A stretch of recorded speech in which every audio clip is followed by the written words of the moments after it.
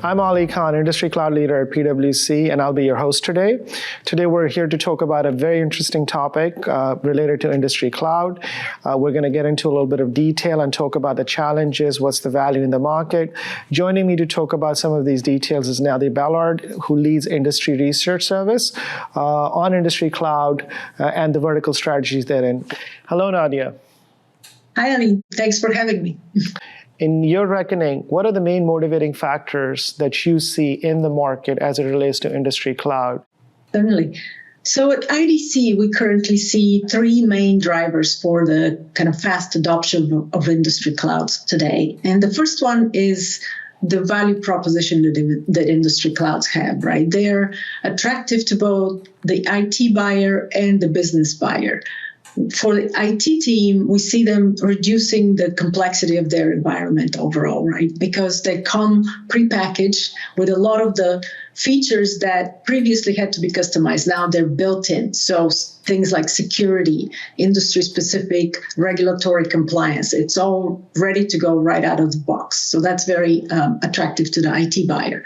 On the business side, for the business buyer, the whole industry-specific aspect of it is very attractive because they like to be, introduced to a familiar interface, a familiar workflow and features that match what their industry standards are. So on both sides, industry clouds are presenting a very attractive offer to buyers. The second big driver that we see is just this current economic environment, which is very uncertain. Many organizations are kind of looking to optimize their spend, looking to optimize budgets, and being very careful with how much they spend and where they spend it. So industry clouds, again, work well with this optimization of budgets and cost piece. They are, again, the package deal and the modular approach allows users and buyers to really adjust their spend as they need to, buy gradually into the full package of industry clouds. So overall, again, the flexibility and modularity of industry clouds play well in the current environment. And the final driver that we see is really the influx of so many new offerings, so many new choices across all the industries. So buyers have a lot to choose from to match exactly their needs. So these three combined, we've seen a great adoption in the last 2-3 years of industry clouds. Excellent. Well, thank you for that detailed answer. Which specific industries, and there's a different gradation and cadence to how these industry clouds would get bootstrapped onto different sectors and different industries, so to speak. In your reckoning, where do you see the maximum amount of traction today, and how do you see that arc to continue over time? So in the last 2-3 years, we've seen, again, this explosion in both offerings and adoption. And the highly regulated industries are leading the way, right? So we're talking financial services, energy, healthcare, of course, is there. Those are really the ones that see the most benefits, again, given this built-in, predefined security and regulatory compliance features that industry clouds are well known for. So the highly regulated industries are already big fans, I think, of industry clouds. But also, again, due to the pandemic and just this rush to cloud by all businesses, we saw that industry clouds really helped in the type of industries that don't necessarily saw the need for cloud before, right? So hospitality, food services, education.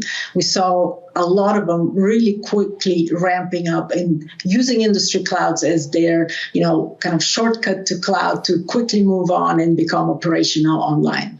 Overall, we see great adoption across the spectrum of industries.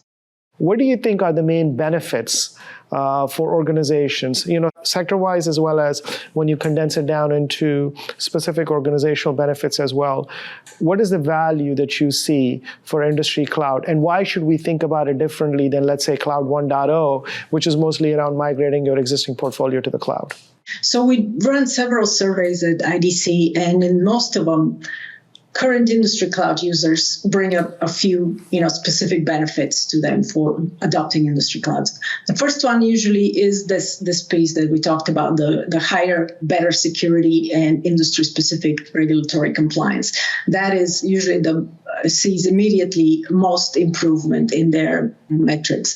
The other one is just improved efficiency and productivity. And that goes back to that time to value benefit that I mentioned up front, is one of the drivers of industry cloud adoption. So for many of them, they see, as I mentioned, better productivity, faster on-ramping, much better, much improved access to data and analytics, and across not only internally in the organization, but across the ecosystem of partners that they work with, as well as some unexpected benefits, things like that weren't very high on their initial evaluation for industry cloud, but became, a big plus in the end, was things like improved collaboration with partners. So many of them are seeing benefits across the board for how they work on cloud directly. And as you mentioned, many of them just leapfrog the whole lift and shift stage and jump onto a SaaS or a platform-based solution that are part of an industry cloud and see great success with that. Thank you for that response. Let me focus in on a little bit on this one word that you mentioned, which is collaboration. Typically, what we've seen in the Cloud 1.0 business is a vertical build of cloud that's primarily resident within an organization, meaning you're a company, organization wants to move to the cloud, you go build your cloud muscle, you go basically go through a choice of one or more CSPs, and then you go on a cloud migration exercise, right? Depending on, and there's a lot of different patterns there to be executed. When the PwC perspective on industry cloud is, it's more of a horizontal business, meaning it's an ecosystem business as opposed to a vertical business. Do you have a perspective on that? Certainly. So we agree very much on the collaboration and ecosystem part of it. It is a platform-based business usually. So yes, there's certain components on the platform that are common across any industry and vertical. So that's correct. What the value is not only how well these platform components work together and how open and flexible the architecture is to allow for new modules to be introduced or new connections, but also the industry specific use cases that are built on top of it, right? So that's where the differentiation, the competitiveness comes in, and the customer fit. But we do believe that partnerships in general are essential to industry clouds. So you mentioned, again, collaboration and partners, and we do believe that firms like PwC, the professional services firms and system integrators are essential to the success of industry clouds because they can speak both languages, so to speak, the buyer, and they know the business culture and the business organization and the industry, of course. They have the industry expertise. And they also work closely with technology vendors who are building these solutions. So being able to match both the technology to the business need on a very intimate and industry-specific plane is very important. And I think professional services are, really positioned in the best place to do that because they can speak both languages, as I mentioned. So let me just double click into a little bit of your response there. As an organization, what do you guys see? What are the qualifying criteria for such partnerships? So if an organization is trying to bootstrap an industry cloud proposition and they're looking to partner with other companies, what would be the key characteristics of such a partnership that should be considered in this regard? Well, again, industry expertise comes to mind as number one, right? It's very important that if you are moving into an industry cloud, it should be really well customized to your needs and well designed. And, we start with an industry perspective, but then there's so many use cases within the micro verticals and the, specific lines of business within any industry that it's important to have a partner that can really know exactly what the industry needs are, what the challenges are there, as well as know the vendors on the technology side that have probably the best solution for those challenges and how to address them. And of course, then again, industry clouds are introduce a kind of a different ecosystem-based, platform-based mode of work, which is for many organizations challenging on its own, from a cultural point of view. So again, I think services providers can help an organization that's adopting industry clouds on both ends, both on the technology side of it, but also on the adoption and the internal organizational challenges that they may face during that process. So Nadia, this goes to two main themes. One is, as we look at this industry cloud proposition, as you talked about it, it's an ecosystem play. There's various set of partners that have to interact with each other in pursuit of a common goal. Their interests might or might not align all the time, right? So there's that complexity. So that's question one to you. And the second question was around cultural change. We saw, let's talk about IT in 80s and 90s and 2000. A lot of the IT solutions were running in a hosted environment. Then came cloud, and cloud massively disrupted not only technology, but in my personal opinion, more importantly, the cultural ecosystem within organizations. So those two sets of propositions, how do you see it in terms of your interactions with the market? On the ecosystem side, we do see industry clouds kind of disrupting the value chain and the supply chain there, simply because they are going to, contract the opportunities for customizations for many service providers. But then we also see a lot of opportunities growing in partnering with more technology vendors, in building their own solutions and digitizing and productizing a lot of the solutions that they might have built already for individual clients to now be able to productize them and apply them to multiple clients, right? So there is a lot of opportunity for turning these custom assets into offerings on the industry cloud, right? And given that you can customize them across the many industries, the portfolio of digital assets that you have becomes your competitive advantage and the differentiator for the services providers within an ecosystem.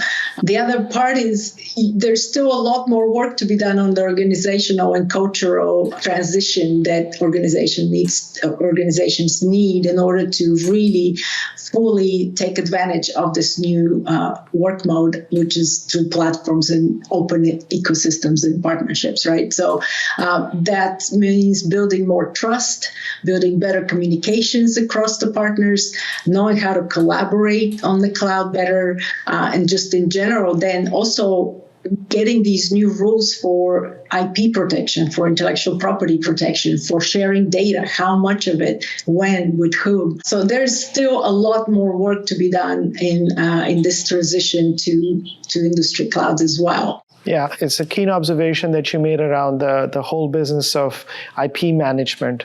As we get into this collaborative environment, which is in some instances probably going to be a forced collaborative environment from a technology perspective, the questions around the ownership of IP, the relative distribution of IP is going to become more and more relevant. The other question that I want to pivot to a little bit is around some of the challenges that you see. Anytime there's a new major technological change within the market, it takes a certain amount of time for that change to take root. What, in your reckoning, are the major challenges that you see with regards to adoption? A lot of the users that we talk to point to kind of the typical challenges that our organization experience when they try to transition to cloud, right? Which is difficult implementation and integration with their existing IT environment is always one of the first challenges that they encounter. But on the opposite end, with industry clouds, we see much less issues with the security and compliance piece that tends to be built into those packages. So there's good and bad in every change, but we don't hear from many users that are saying, "Oh, we couldn't do it. This was unsuccessful project, and we had to go back to." As you do with many, in the beginning, many digital transformation and cloud, projects ended up not being very successful because organizations were not prepared. With industry clouds, as I mentioned, we see a lot of those built-in features and the prepackaged solutions helping make the transition easier. This year was the first year when we saw this need for more training come up in the users' reflections in the survey. So that really, they're seeing the need for that as well, and they're vocal about it. With that said, Nadia, I love talking to you, and there's so much we can learn from you. But all good things must come to an end. I wanted to thank you for your time and share your insights with us. Thank you so much. Thank you. My pleasure to be with you. And anytime you want to continue the conversation, I'm happy to do that. Most certainly will. Thank you. Bye now. And to our viewers, thank you for joining us on this very interesting topic, certainly of value to our clients and obviously to the market. There's much more information online at pwc.com that you can go and look at in our Industry Cloud blog, as well as industry-specific solutions in banking and other industries. With that said, thank you so much for your time.